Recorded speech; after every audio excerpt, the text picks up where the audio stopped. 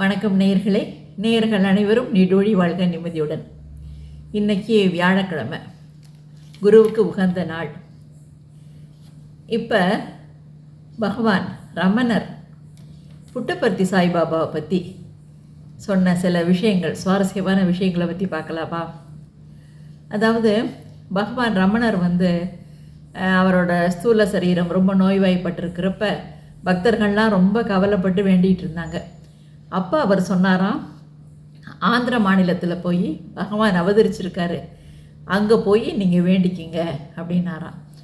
உடனே அங்கேருந்து சில பக்தர்கள்லாம் நிறைய பேர் புட்டபர்த்திக்கு வந்தாங்க. இந்த விஷயத்தை அங்கே இருந்த நாமகிரி அம்மாள் அப்படிங்கிறவங்கள்ட்ட சொன்னாங்க. சொன்ன உடனே அவங்க அப்படியா, பகவான் என்ன வேண்டிக்க சொன்னார், என்ன சொன்னார் அப்படின்னு சொல்லி கேட்டிருக்காரு. உடனே அவங்க சொன்னாங்களா, எதுவும் செய்யணுங்கிறது இல்லை, நீங்கள் உட்காந்து அங்கே பஜனையில் கலந்துக்குங்க, அது போதும்னு சொல்லி அனுப்பியிருக்காரு அப்படின்னு சொன்னாங்களாம். இந்த கருத்து நாமகிரி அம்மாளோட மகள் கருணாம்பா ராமமூர்த்தி அப்படிங்கிறவங்க எழுதின ஸ்ரீ சத்யசாயி ஆனந்த சாயி அப்படிங்கிற புத்தகத்தில் பதிவாயிருக்கு.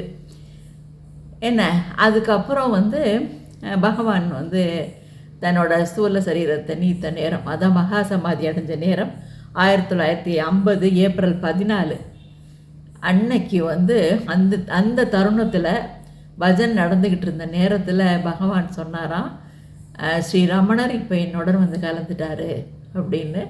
அந்த நேரம் அவர் சொன்னதாக இந்த இதில் நூலில் இருக்குது. என்ன, இந்த மாதிரி இந்த குருமார்கள்லாம் வேறு வேறு இடத்துல இருந்தால் கூட அவங்கெல்லாம் ஒரு அப்படியே மனதளவில் ஐக்கியமாக இருக்காங்க. ஒரு இடத்துல நடக்கிறது இன்னொரு இடத்துல தெரியும், அந்த மாதிரி.